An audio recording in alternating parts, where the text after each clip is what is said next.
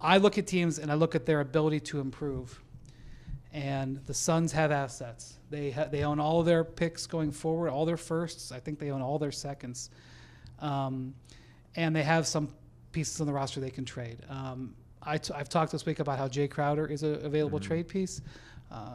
Cam Johnson is coming off his third year. He's extension eligible. We'll see if that gets done. I think there's a good chance it will. Hey, get it done when the guy's got to sign the checks. Can't have any say in it.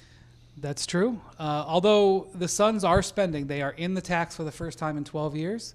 So that must be noted. I mean, we're not going to talk about the guy signing the checks, but they gave him the clearance to do that.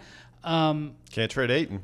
Trade Ayton. What is that? Until January 15th, but he has a full year with having say. He can veto any trade. That's right. Yeah, but you know what? I don't know how many trades he would veto because I don't know how ecstatic Deandre Ayton is about being in Phoenix, where he was essentially scapegoated in a Game 7 where the All-Stars no-showed.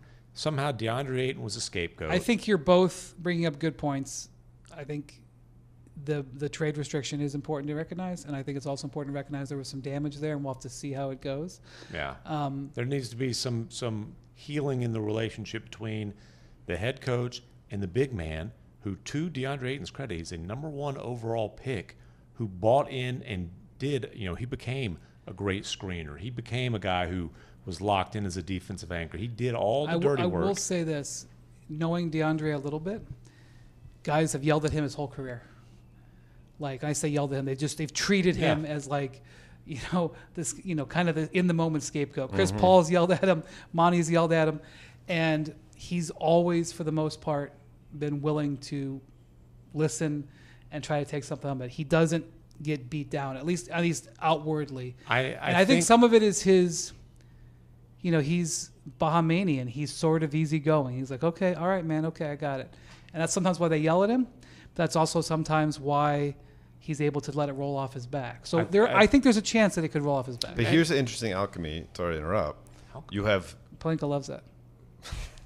It is a great book, I will say. It's one of my favorites. You have Chris Paul is 37. DeAndre is, 22, 23. Devin Booker, 25, but seems to be an old soul. Yeah. You got to line up these players at the same stage of their career, the same money, security in the bank, the same willingness to be in it and sacrifice for one another. That's the question mark for me. Are they synced up here in their leaders? Dave, I thought they were last year. Yeah, I did too. I felt like, look, sometimes you don't win. Sometimes I just did not see them having that type of collapse. To lose 4 out of 5 and just get historically humiliated on their home floor. But, there were some signs of trouble in that first round series against New Orleans, which I covered. Yeah, I kind of wrote that off as, hey, Booker was out most of that series. So did I. You're right. So did I. There were signs. Yeah. So we'll see. They have potential to improve. I do think Cam Johnson's role will expand this year. Bridges definitely has room to grow, and he's already a heck of a player. It's not exactly a hot take. I think both Mikal Bridges and Cam Johnson have more to give.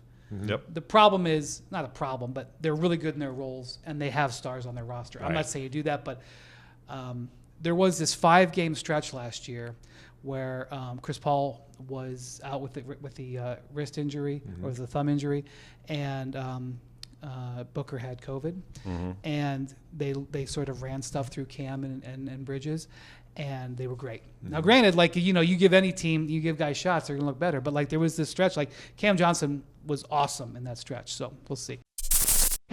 Thanks for watching ESPN on YouTube. For live streaming, sports, and premium content, subscribe to ESPN+.